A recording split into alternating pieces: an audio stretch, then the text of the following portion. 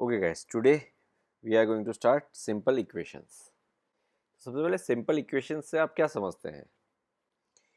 Equation क्या है? Basically equation basically क्या है? कंडीशंस हैं वेरिएबल के ऊपर. वेरिएबल क्या है? वेरिएबल एक ऐसी वैल्यू है जो कि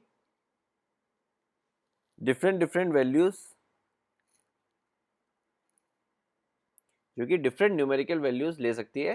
जैसे okay guys, today we are going to start simple equations. Equations से आप क्या समझते हैं? बेसिकली इक्वेशंस बेसिकली कंडीशंस हैं वेरिएबल्स के ऊपर. एक स्टेटमेंट है बेसिकली, ठीक है. और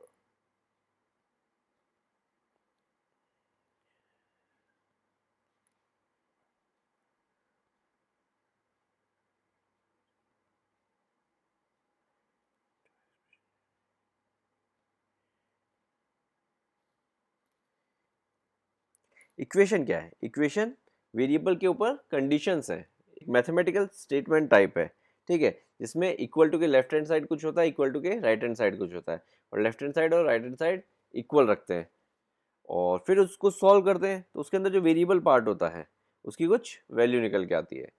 तो एक इक्वेशन में अगर आप लेफ्ट हैंड साइड से कुछ राइट हैंड साइड पे ले जाते हैं या फिर राइट हैंड साइड से कुछ लेफ्ट हैंड साइड पे ले जाते हैं तो उससे इक्वेशन चेंज नहीं होती है, ठीक है. वो बस अपना फॉर्म चेंज कर रही होती है, बट मोर एंड लेस वो इक्वेशन वही रहती है. ऐसे समझिए इसको, जैसे मैं नंबर्स को सिंप्लीफाई करता हूँ. जैसे 10/4 है तो 10/4 को अगर मैं काटता हूँ ऊपर नीचे तो वो 5/2 हो जाता है.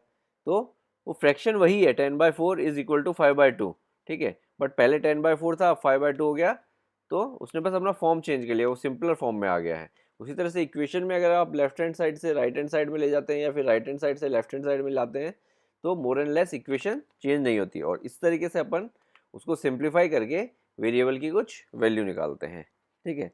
तो और ज़्यादा समझ में आएगा जैसे जैसे अपन क्वेश्चंस करेंगे, ठीक है. तो सबसे पहले स्टार्ट करते हैं एग्जांपल नंबर 1 से. यहाँ पे आपको स्टेटमेंट्स दिए हुए हैं, इन स्टेटमेंट से आपको इक्वेशंस बनानी है. चलिए देखते हैं कैसे. एग्जाम्पल 1 के पहले पार्ट में बोल रहा था the sum of 3 times x and 11 is 12. यानी sum of 3 times x and 11, यानी उन दोनों को ऐड करना है, सम करना है. यानी 3 टाइम्स x को क्या लिखेंगे अपन? 3x लिखेंगे.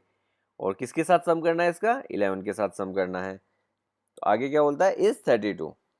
इज 32 मतलब इन दोनों का सम करेंगे तो अपने को 32 मिलेगा. तो ये इक्वेशन हो गई.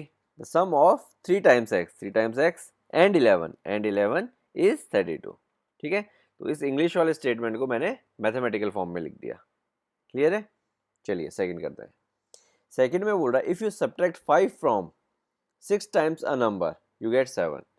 अपने को 5 सब्ट्रैक्ट करना है. किससे सब्ट्रैक्ट करना है? 6 टाइम्स अ नंबर. तो let the number be y, ठीक है. तो y नंबर है तो 6 टाइम्स कितना हो जाएगा उसका? 6y. उसमें से अपने को क्या सब्ट्रैक्ट करना है? 5 सब्ट्रैक्ट करना है. तो अपने को क्या मिलेगा? अपने को 7 मिलेगा. तो ये मेरी इक्वेशन हो गई. If you subtract 5 from 6 times a number you get 7. चलिए थर्ड करते हैं. 1/4 of m is 3 more than 7. अब इसको देखिए, समझिए. 1/4 ऑफ m यानी m/4. 1/4 ऑफ m क्या होगा? m/4 होगा. इसको आप ऐसे भी लिख सकते हैं m इंटू 1/4, ठीक है. तो अगर इसको आप करेंगे तो वो m/4 ही मिलेगा आपको. देखिए कैसे, m को लिखेंगे m/1 तो ये इससे मल्टीप्लाई होगा और नीचे 1 और 4 मल्टीप्लाई होंगे तो आपको m/4 मिलेगा. तो बोल रहा है 1/4 ऑफ m, यानी 1/4 ऑफ m हमने लिख लिया. Is 3 more than 7. एक तरफ 7 लिखते हैं. तो ये जो 1/4 ऑफ m है ये 3 मोर देन 7 है. तो दो ऑप्शन है मेरे पास, ठीक है. ये वाला मेरा 3 ज़्यादा है, ये वाला मेरा 3 कम है. तो जो कम है उसमें अगर मैं 3 ऐड कर दूं, ठीक है, तो मेरे दोनों पार्ट इक्वल हो जाएंगे.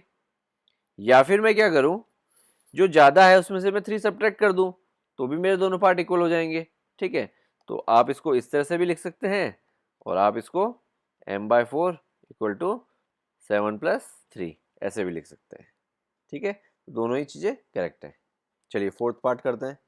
1/3 of a number plus 5 is 8. Okay, तो अपन क्या करते हैं? 1/3 ऑफ ए नंबर, तो नंबर अपन लेते हैं x. तो 1/3 ऑफ x क्या हो जाएगा? x/3. ठीक है, जैसे ये 1/4 ऑफ m क्या हो गया था, m/4, ठीक है। कुछ बच्चे इसको 1/4 m ऐसे भी लिखना चाहें तो ऐसे भी लिख सकते हैं।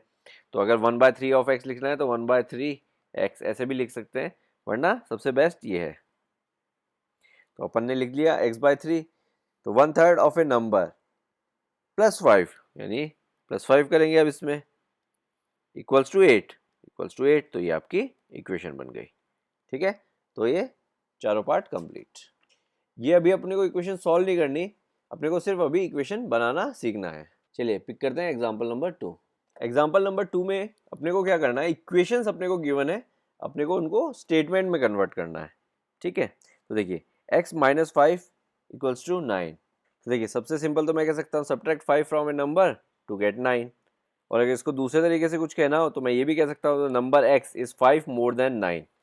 तभी तो देखिए x में से मैंने 5 सब्ट्रैक्ट किया तो x 5 ज़्यादा था 9 से, तो x को में से जब मैंने 5 सब्ट्रैक्ट किया तो 9 के इक्वल हो गया। तो इस तरह से भी मैं कह सकता हूँ, और भी बहुत सारे तरीके होते हैं। ठीक है, तो इस टाइप के क्वेश्चन में ज़रूरी नहीं है कि आपका सबका आंसर सेम हो। ठीक है, आपकी अपनी अपनी क्रिएटिविटी है, तो आप अपने अपने हिसाब से इसके आंसर्स लिख सकते हैं।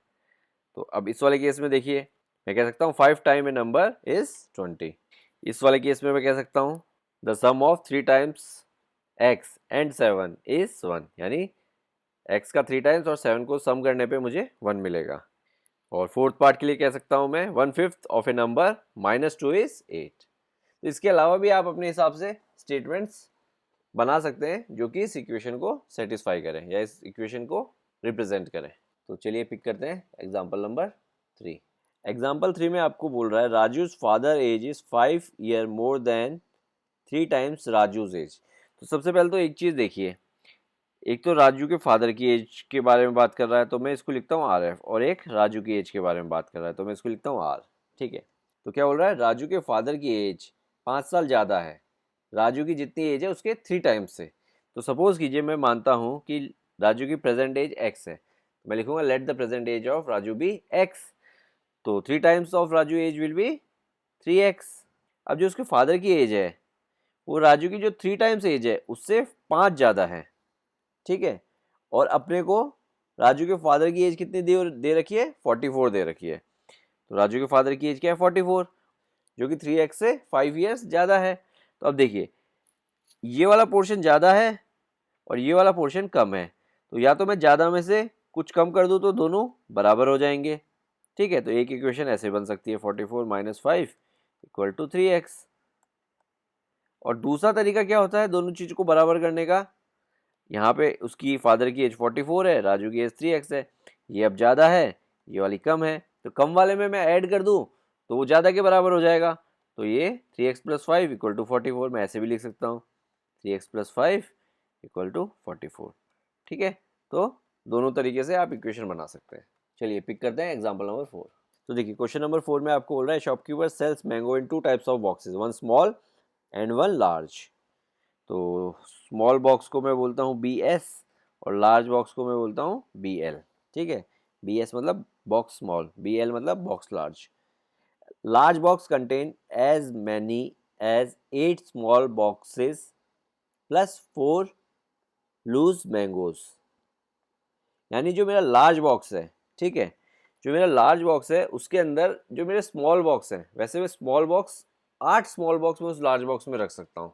ठीक है, समझ में आया? तो इसका मतलब हुआ कि जो मेरा लार्ज बॉक्स है उसके अंदर मेरे स्मॉल बॉक्स को अगर मैं फिट करूँ तो ऐसे 8 स्मॉल बॉक्स में इजीली उसमें रख सकता हूँ, और उसके अलावा भी उसमें थोड़ी बहुत स्पेस बच जाती है। तो जो स्पेस बचती है उसके अंदर मैं 4 लूज मैंगोज यानी 4 अलग से मैंगोज रख सकता हूँ। नेक्स्ट, तो अपने को बोल रहा है कि मेरे पास लार्ज बॉक्स में 100 मैंगोज हैं। ठीक है, और जो भी मेरे को इन्फॉर्मेशन दी गई है उससे मुझे एक इक्वेशन बनानी है। तो सबसे पहले मैं क्या करता हूँ, मैं एक अज्यूम करता हूँ m। ठीक है, m क्या है, m is the number of mangoes that can fit in my small box. यानी स्मॉल बॉक्स में मैं सपोज करो m मैंगोज रख सकता हूँ। ठीक है, m इज ए वेरिएबल। अब एक चीज़ बताइए, अगर मैं एक स्मॉल बॉक्स में m मैंगोज रख सकता हूँ तो सपोज कीजिए कि मेरे पास 2 स्मॉल बॉक्स हैं, तो उसमें मैं m एक बॉक्स में m दूसरे बॉक्स में टोटल 2m मैंगोज रख पाऊंगा। अब सपोज कीजिए कि मेरे पास 3 स्मॉल बॉक्सेस हैं तो एक और m ऐड हो जाएगा, तो मैं टोटल कितने मैंगोज रख पाऊंगा, m plus m which is 3m। और मेरे को ये भी बताया गया था कि जो मेरा लार्ज बॉक्स है उसके अंदर मेरे 8 स्मॉल बॉक्सेस फिट हो जाएंगे। तो एक बात बताइए कि मैं टोटल 8 स्मॉल बॉक्सेस में कितने मैंगोज रख पाऊंगा। मैं 8m मैंगोज रख पाऊंगा 8 स्मॉल बॉक्सेस में, क्योंकि एक बॉक्स में m मैंगोज आते हैं, तो 8 बॉक्स में 8m मैंगोज आएंगे। ठीक है, और मेरे बड़े वाले बॉक्स में कितने मैंगोज हैं, 100 मैंगोज हैं। और ये 8m मैंगोज ये पूरे के पूरे क्योंकि स्मॉल बॉक्स में है, और ये स्मॉल बॉक्स मैं बड़े वाले बॉक्स में फिट कर सकता हूँ सारे, तो ये तो सारे फिट हो जाएंगे। इसके अलावा भी अपने को बोला था कि उसमें कुछ स्पेस बच जाएगा जहाँ पे आप 4 मैंगोज एक्स्ट्रा भी रख सकते थे, तो वो 4 एक्स्ट्रा मैंगोज इसमें इंक्लूडेड हैं। ठीक है, तो अब अपन क्या करें, या तो यहाँ से वो 4 सब्ट्रैक्ट कर दें, तो ये 8 बॉक्सेस के जितने मैंगोज हैं वो दोनों LHS इक्वल टू RHS हो जाएगा। या फिर अपन क्या करें कि यहाँ पे +4 कर दें, तो ये 100 के इक्वल हो जाएगा, क्योंकि 8m तो boxes as it is fix कर दिया आपने, और 4 जो एक्स्ट्रा स्पेस थी उसमें आपने 4 मैंगोज रख दिए, तो टोटल कितने मैंगोज हो गए आपके पास बड़े बॉक्स में, 100। तो ये आपकी इक्वेशन बन जाएगी। तो आप इसको लिख सकते हैं 8m + 4 इक्वल्स टू 100। समझ में आया? ओके, चलिए स्टार्ट करते हैं एक्सरसाइज 4.1। अब देखिए क्वेश्चन नंबर 1 में अपने को क्या, ब्लैक में तो अपने को इक्वेशंस दी हुई हैं और रेड कलर में अपने को उस इक्वेशन में वेरिएबल की वैल्यू दी हुई है। अपने को बताना है कि ये वैल्यू उस इक्वेशन को सेटिस्फाई करती है या नहीं है। सेटिस्फाई करना मतलब अगर वेरिएबल की मैं ये वैल्यू रखूँ तो मेरा LHS इक्वल टू RHS होना चाहिए, अगर नहीं होता तो सेटिस्फाई नहीं करती, अगर हो जाता है तो सेटिस्फाई करती है। तो लेट्स सी, x + 3 = 0, x = 3 यानी x की वैल्यू मैं क्या रखूँगा 3, और +3 ऑलरेडी है इक्वल्स टू 0। तो देखिए 3 + 3 कितना होता है 6, और 6 = 0 होता है, नहीं होता, तो अपना आंसर होगा नो, नॉट सेटिस्फाई। अब नेक्स्ट स्टेप में x की वैल्यू में क्या रखूंगा, इक्वेशन में 0 रखूंगा, तो ये हो जाएगा 0 + 3 इक्वल्स टू 0। तो 0 + 3 होता है 3 इक्वल्स टू 0 होता है, नहीं होता, तो अगेन नो। अब देखिए x की वैल्यू में रखूंगा -3, तो ये हो जाएगा -3 + 3 इक्वल्स टू 0। अब देखिए -3 + 3 कितना होता है 0, तो 0 इक्वल्स टू 0 होता है यस। तो ये x की -3 जो वैल्यू है इस इक्वेशन को सेटिस्फाई करती है। नेक्स्ट x की वैल्यू रखूंगा मैं 7, तो इक्वेशन हो जाएगी 7 - 7 इक्वल्स टू 1। तो देखिए 7 - 7 कितना होता है 0 इक्वल्स टू 1, क्या 0 1 के इक्वल होता है, नहीं होता, तो नो। अब x की वैल्यू क्या रखूंगा 8, तो हो जाएगा 8 - 7 इक्वल्स टू 1। 8 - 7 कितना होता है 1 इक्वल्स टू 1, तो दोनों इक्वल है, तो यस, यानी x की वैल्यू अगर मैं 8 रखूं तो ये इक्वेशन में सेटिस्फाई करती है। अब देखिए 5x = 25, 5x यानी 5 × x यानी 5 × 0 इक्वल्स टू 25। 5 × 0 क्या होता है 0, 0 इक्वल्स टू 25 होता है, नहीं होता, यानी नो। अब देखिए x की वैल्यू क्या रखूंगा 5, 5 × 5 इक्वल्स टू 25। तो देखिए 5 × 5 क्या होता है 25, 25 इक्वल टू 25 यस, तो ये सेटिस्फाई करती है। अब देखिए 5 × -5, x की वैल्यू क्या रखी मैंने -5, तो देखिए 5 × -5 कितना होता है -25 इक्वल्स टू 25, ये होता है, नहीं होता, क्या -25 + 25 के इक्वल होता है, नहीं होता, तो नो। अब देखिए m की वैल्यू रखूंगा मैं -6, तो ये हो जाएगा -6/3 इक्वल्स टू 2, तो आपको मिलेगा -2 इक्वल्स टू 2, तो ये फॉल्स है, यानी नो। अब मैं m की वैल्यू रखूंगा 0, तो 0/3 इक्वल्स टू 2, तो 0/3 क्या होता है 0 इक्वल्स टू 2, क्या 0 2 के इक्वल है, नहीं, तो नो। और लास्ट 6/3 इक्वल्स टू 2, 6/3 कितना होता है 2, यानी 2 इक्वल्स टू 2, यानी यस। चलिए पिक करते हैं क्वेश्चन नंबर 2। अब देखिए क्वेश्चन नंबर 2 में अपने को क्या करना है, इक्वेशंस दी हुई हैं और रेड कलर में वेरिएबल की वैल्यू दी हुई है। तो अपने को क्या करना है, जो ब्रैकेट में वैल्यू दी गई है रेड कलर से, वो इक्वेशन का सॉल्यूशन है या नहीं है। इक्वेशन का सॉल्यूशन है मतलब अगर मैं ये वैल्यू वेरिएबल की रिप्लेस करूँ इक्वेशन में, तो मेरा LHS = RHS होना चाहिए। अगर ऐसा है तो वो सॉल्यूशन है, अगर नहीं है तो वो सॉल्यूशन नहीं है। तो करते हैं सबसे पहले फर्स्ट पार्ट। n की वैल्यू क्या रिप्लेस करूँगा मैं 1, तो 1 + 5 = 19 हो जाएगा। तो देखिए 1 + 5 कितना होता है 6, 6 = 19, क्या ये इक्वल होते हैं, नहीं, तो no, this value is not the solution for this equation. अब देखिए सेकंड इक्वेशन में n की वैल्यू रखूंगा मैं -2, यानी 7 इंटू -2। देखिए ये 7 इंटू -2 ही है। कई बच्चे इसको ऐसे भी लिखते हैं, अगर मैं कोई भी साइन नहीं लगाता तो भी वो मल्टीप्लिकेशन का साइन माना जाता है। तो मैं ऐसे लिखूँ या विदाउट साइन लिखूँ, एक ही बात है। तो +5 इक्वल टू 19। तो देखिए 7 इंटू -2 कितना हो जाएगा, -14 +5 इक्वल्स टू 19। तो -14 + 9 कितना होगा आपका, वो होगा -9 इक्वल्स टू 19। तो क्या इक्वल है, नहीं है, तो अगेन नो। अब n की वैल्यू रखेंगे अपन 2, तो हो जाएगा 7 इंटू 2 +5 इक्वल्स टू 19। 7 2 ज़ा 14, 14 + 5 इक्वल्स टू 19। तो 14 + 5 कितना होता है, 19। 19 इक्वल्स टू 19, यस। यानी जब मैंने n की वैल्यू 2 रखी तो मेरे पास LHS इक्वल टू RHS आया, यानी n इक्वल टू 2 इस इक्वेशन का सॉल्यूशन है। अब देखिए p की वैल्यू रखते हैं 1, यानी 4 इंटू 1। देखिए मल्टीप्लाई ऐसे भी लिख सकते हैं, मल्टीप्लाई ऐसे भी लिख सकते हैं, और ऐसे भी लिख सकते हैं। तो मैं हर एक बार आपको अलग अलग तरीके से लिख के दिखा रहा हूँ। बहुत छोटी चीज़ है बट कुछ बच्चों को कन्फ्यूज़न होता है, सो बेटर है कि सारे तरीके से लिख के बताया जाए। -3 इक्वल्स टू 13। देखिए 4 इंटू 1 4, यानी 4 - 3 इक्वल्स टू 13। तो 4 - 3 कितना होता है, 1। 1 इक्वल्स टू 13 होता है, नहीं होता, तो नो। अब देखिए p की वैल्यू रखेंगे अपन -4, तो हो जाएगा 4 मल्टीप्लाई बाय -4 -3 इक्वल्स टू 13। देखिए 4 इंटू -4 कितना होता है, -16।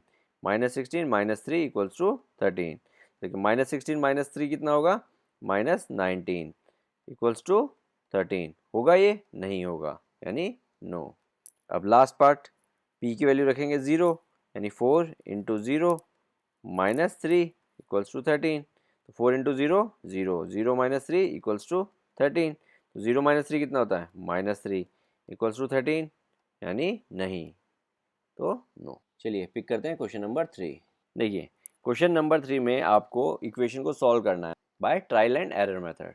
तो ट्रायल एंड एरर मेथड में अपन क्या करते हैं, वेरिएबल की अलग अलग वैल्यूज़ रख के देखते हैं, ठीक है, अपने हिसाब से, और LHS को RHS के इक्वल लाने की कोशिश करते हैं। तो देखिए सबसे पहले मैं ट्राई करता हूँ कि मैं इसकी p की वैल्यू 2 रखता हूँ, ठीक है। जब मैं p की वैल्यू 2 रखूँगा तो इक्वेशन हो जाएगी मेरी 5 इंटू 2 + 2 इक्वल टू 17।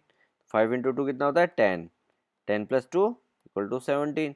10 + 2 कितना होता है, 12। 12 इक्वल टू 17 होता है, नहीं होता, यानी ये गलत हो गया। तो ट्रायल एंड एरर में तो यही करते हैं, अगर ये नहीं आया तो कुछ दूसरा रख के देखते हैं। तो अपन रख के देखते हैं इस बार p equals to 3।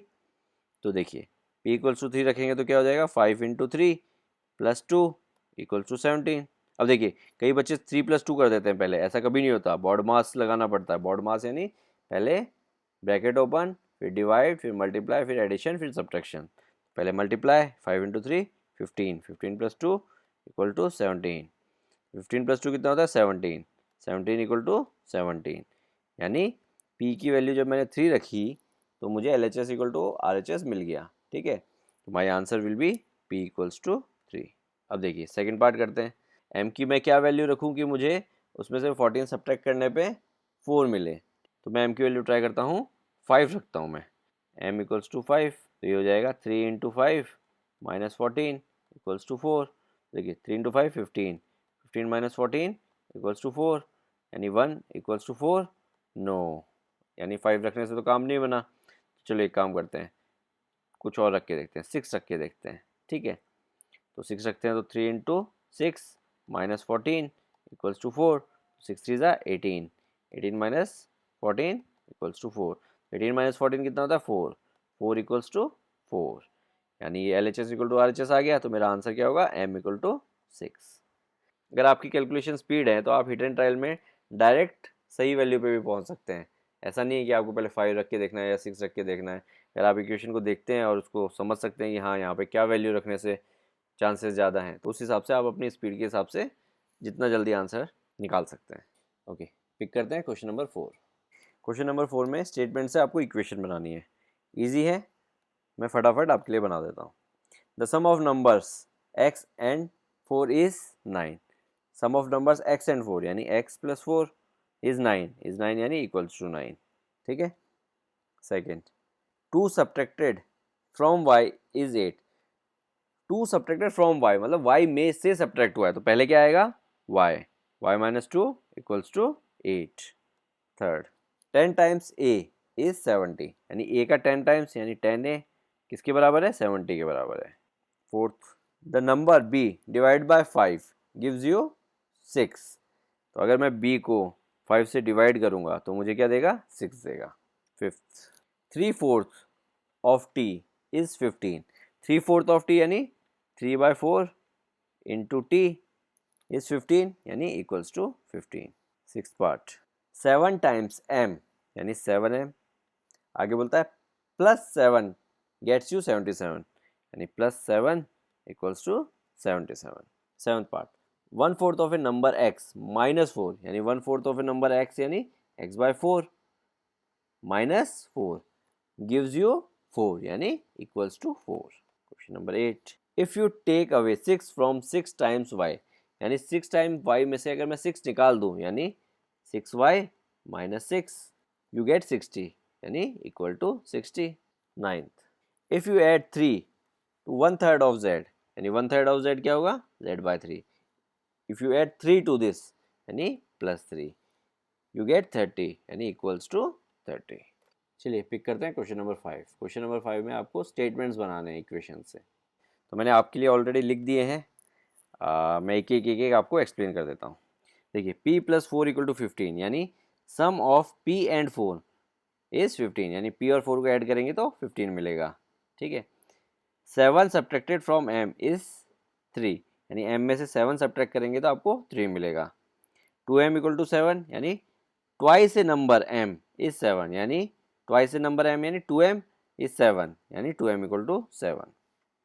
1/5 of a number m is 3 यानी 1/5 ऑफ नंबर m क्या हो जाएगा, m/5 इज 3 यानी m/5 = 3. 3/5 of a number m is 6. 3/5 of number m यानी 3/5 इंटू m यानी 3/5 m = 6. यहाँ पे मिसिंग है, 3 टाइम्स होना चाहिए था यहाँ पे. ठीक है. 3 times a number p when added to 4 gives you 25 यानी 3 टाइम्स p यानी 3p व्हेन एडेड टू 4 यानी 3p + 4 gives you 25. 2 subtracted from 4 times a number gives 18 यानी एक नंबर के 4 टाइम्स में से 2 सब्ट्रैक्ट करेंगे यानी 4p - 2 gives you 18. And the last, add 2 to the half of number p. Half of number p यानी p/2 उसमें 2 ऐड करेंगे यानी p/2 + 2 टू गेट 8 यानी इक्वल्स टू 8.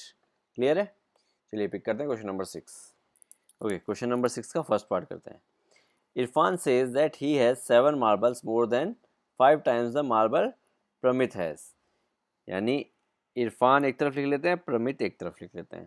तो इरफान के पास 7 मार्बल ज़्यादा हैं किससे, जितने प्रमित के पास है उसके 5 टाइम्स से भी 7 ज़्यादा है. यानी प्रमित के पास सपोज कीजिए x है तो उसका 5 टाइम्स कितना हो जाएगा, 5x. तो इस 5x से भी 7 ज़्यादा है उसके पास. ठीक है. और इरफान के पास एक्चुअली में है कितने, 37 है. ठीक है. तो क्वेश्चन में आपको प्रमित के पास कितने मार्बल्स है m लेने के लिए बोला है. अपन ने यहाँ पे x ले लिया तो अगर आप m लेंगे तो यहाँ पे m लिख देंगे, यहाँ पे 5m लिख देंगे. तो इरफान के पास 5m मार्बल से भी 7 ज़्यादा है. तो देखिए एक तरफ 37 है, एक तरफ 5m है. तो इरफान के पास ज़्यादा है यानी ये वाला पोर्शन ज़्यादा है, ये वाला पोर्शन कम है. तो या तो मैं ज़्यादा वाले पोर्शन में से 7 सब्ट्रैक्ट कर दूँ तो वो कम वाले पोर्शन के इक्वल हो जाएगा, या फिर कम वाले पोर्शन में मैं 7 ऐड कर दूँ तो वो ज़्यादा वाले पोर्शन के इक्वल हो जाएगा. तो इक्वेशन क्या बनेगी मेरी, 5m + 7 = 37. चलिए करते हैं सेकेंड पार्ट. सेकेंड पार्ट में क्या बोल रहा है कि Lakshmi's father is 49 years old. यानी लक्ष्मीज फादर को मैं लिखता हूँ लक्ष्मीज फादर LF, उसकी एज क्या है, 49 ईयर्स है. आगे क्या बोलता है, he is 4 year older than the 3 times Lakshmi's age. तो लक्ष्मी की एज के लिए मैं L लिख लेता हूँ और उसकी एज में क्या मानता हूँ, उसकी एज में मानता हूँ Y. तो लक्ष्मी के जो फादर हैं वो उससे 4 साल बड़े हैं किससे, जो लक्ष्मी की 3 टाइम्स एज है उससे भी 4 साल बड़े हैं. यानी 3 टाइम्स Y का कितना हो जाएगा, 3y हो जाएगा. और एक तरफ है 49 तो ये 3y से भी 4 साल बड़े हैं. तो देखिए ये वाला पोर्शन बड़ा है, ये वाला पोर्शन छोटा है. तो छोटे वाले में अगर मैं 4 ईयर्स ऐड कर दूँ तो इसके इक्वल हो जाएगा. तो इक्वेशन क्या बन जाएगी, 3y + 4 = 49. क्लियर है. चलिए करते हैं third part. A teacher tells the class that the highest marks obtained by a student in her class is twice the lowest marks plus 7। तो देखिए हाईएस्ट मार्क्स और लोएस्ट मार्क्स एल और H लिख लेते हैं। और हाईएस्ट मार्क्स अपने को कितने बोले हैं 87। और इसके अलावा अपने को बोला है जो हाईएस्ट मार्क्स हैं वो जो लोएस्ट मार्क्स थे उसके डबल से भी 7 ज़्यादा हैं। तो अगर लोएस्ट मार्क्स को मैं एल मान लेता हूँ तो इसका डबल कितना हो जाएगा 2L। तो देखिए तो ये 87 जो है उस 12 से भी 7 ज़्यादा है, यानी अगर मैं इस 12 पे 7 ऐड कर दूँ तो दोनों बराबर हो जाएंगे। तो इक्वेशन बनेगी मेरी 12 + 7 = 87। चलिए करते हैं last part. In an isosceles triangle the vertex angle is twice either base angles, let the base angle be in degrees, remember that the sum of angles of a triangle is 180 degree. ठीक है, तो देखिए सबसे पहले एक isosceles triangle बनाते हैं अपन। Isosceles triangle में अगर ये साइड और ये साइड इक्वल है तो ये वाला जो है मेरा ये वर्टेक्स एंगल कहलाता है, और ये जो दोनों हैं जो ये मेरे बेस एंगल्स कहलाते हैं। तो अपने को मालूम है कि आइसोसेलेस ट्रायंगल में जो बेस एंगल्स होते हैं वो दोनों इक्वल होते हैं। रीज़न क्योंकि आइसोसेलेस ट्रायंगल्स में दोनों साइड इक्वल होती हैं और we know that the angle opposite to equal side are equal. तो इक्वल साइड के अपोजिट जो दोनों एंगल हैं ये दोनों इक्वल होंगे, यानी एक भी है तो दूसरा भी बी होगा। वर्टेक्स एंगल के बारे में अपने को क्या बोल रहा है, vertex angle is twice the base angle, यानी अगर बेस एंगल बी है कोई भी तो वर्टेक्स एंगल कितना हो जाएगा, ये हो जाएगा 2B। अब देखिए अपने को तीनों एंगल मालूम चल गए तो एंगल सम प्रॉपर्टी लगाते हैं। एंगल सम प्रॉपर्टी मतलब इन तीनों एंगल्स का सम करते हैं, और अपने को मालूम है एक ट्रायंगल में जब तीनों एंगल्स का सम करते हैं तो हमेशा अपने को क्या मिलता है 180 डिग्री मिलता है। ठीक है, तो ये हो जाएगा 2B + B + B, ये हो गया 4B। 4B = 180। तो ये मेरी इक्वेशन बन गई। ठीक है, क्लियर है। अच्छा, इसके अलावा मैं आपको एक चीज़ वापस याद दिला दूं कि मैं जो यहाँ पे कर रहा हूँ मैं सिर्फ आपको एक्सप्लेन कर रहा हूँ कंसेप्ट। मैं विदाउट स्टेटमेंट सारे क्वेश्चन सॉल्व कर रहा हूँ। एग्जाम में आपको ऐसा नहीं करना है या अपनी कॉपी में आपको ऐसा नहीं करना है। You have to write proper statement. अगर आपको स्टेटमेंट में या फिर कहीं पे भी किसी भी क्वेश्चन में अदर देन एनसीईआरटी ऑल्सो कहीं पे भी कोई भी डिफिकल्टी आती है तो please don't hesitate, just call us and book a 1-to-1 session with us, we will try to help you out. तो इसी के साथ ये एक्सरसाइज खत्म होती है। See you in the next video. Ramyo Mentoring. Make a difference. Hereby students can contact us for group and individual mentoring sessions. Our location is mentioned in video description. Others can contact us for online classes, online doubt clearing sessions, and for other online videos which are not publicly available on YouTube. Thank you.